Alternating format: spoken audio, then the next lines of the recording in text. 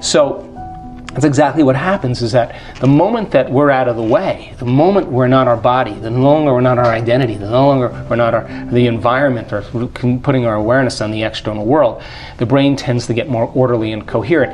And different compartments of the brain begin to say, he's selfless, he's not a self any longer, and so there's a coherence and orderliness, and we start getting this synchronization that takes place in the brain. And what syncs together links together.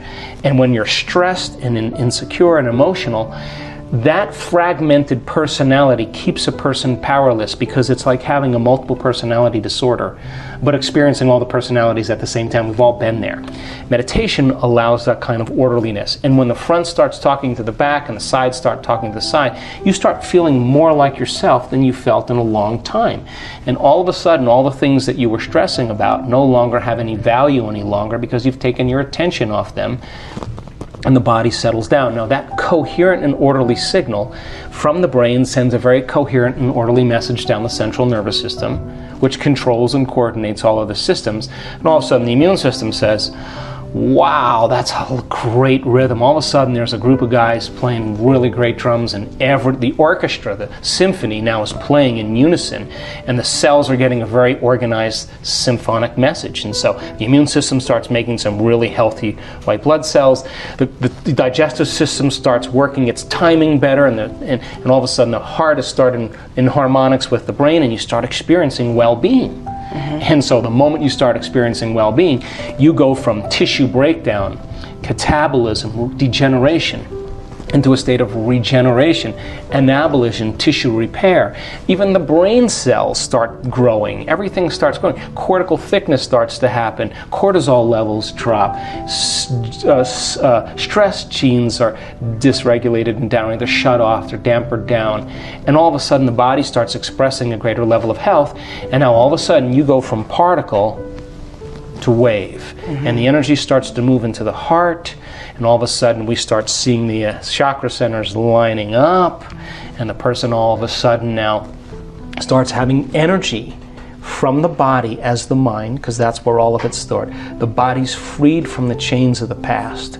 And the moment that happens, the side effect is called joy, and that energy starts moving from the hormonal centers. In other words, if you're no longer a sexual identity, you're no longer digesting food, and you're no longer stressing and feeling out of balance, all those energy centers all of a sudden, that energy has to go somewhere. So it starts to move into the heart.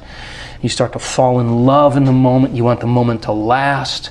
Your body is feeling enriched, and all of a sudden the heart starts to open, and the energy starts moving back to the brain, and it's moving out of the body, and you're generating a bigger field, and all of a sudden you'll be able to focus on possibility, because you're taking your attention off the particle, and now you're focusing on the 99% of possibility that the atom is made of, and you're beginning to select new ideas, new paradigms, new creative states. And so the forebrain starts to work in constructing new archetypes and new patterns, and you see the person moving into a creative state, and all of a sudden they're a different state of expression in their brain. But we have two aspects of our consciousness. We have our subjective consciousness. That's the free-willed entity called you and me that has a soul that's on a journey back to source, that gets to like and dislike, gets to be happy, gets to be sad, gets to choose or not choose. It's a free-willed being. That is our subjective consciousness.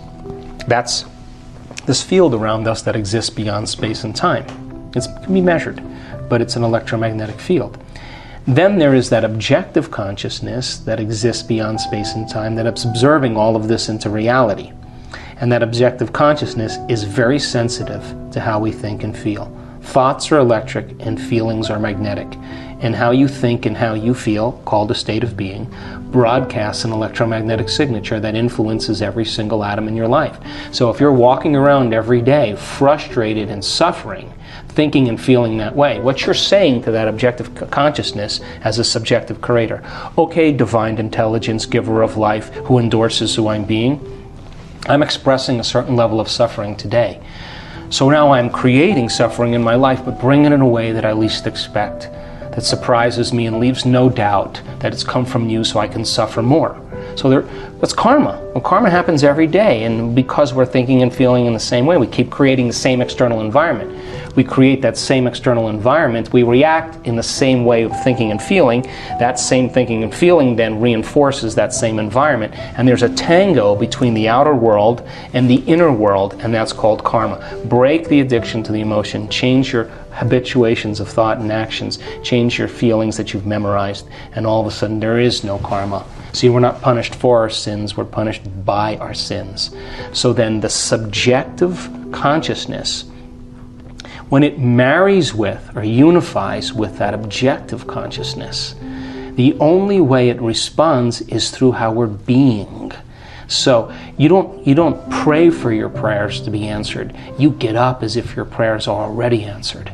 That state of being is a level of energy that transforms every single atom in your life. The thought sends the signal out, and the feeling draws the event to you.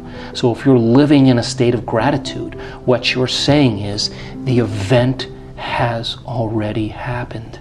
And now, if I start thinking about when it's going to happen or how it's going to happen, I just return back to the old self. The new self would never think that way. So then, the marriage of subjective consciousness, free-willed you and I, with that objective consciousness who endorses who we are, basically how we think and feel, is a loving intelligence and intelligent love.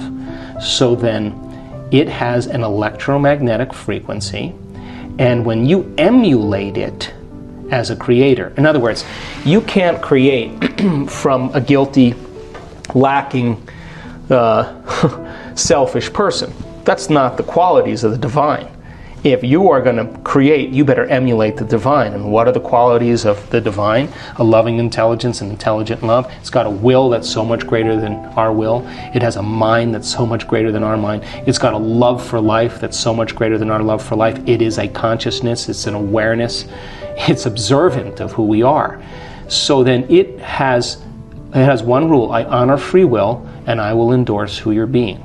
So then when you and I connect to that intelligence by changing how we think and feel, what is the greatest ideal of ourselves? And when you move into that elegant state of being and you're in the present moment and you're feeling empowered and divine and enriched and enthusiastic, and now it's time to create. When you create from that state of being, you're emulating the observer. And what you're saying is, observer, take a look at what I'm observing. I'm being like, I'm emulating you. So now you're looking down the telescope, I'm the lens of the telescope, and let's magnify that into our life. When that alignment takes place, and you feel connected to something greater, you would never try to force the outcome.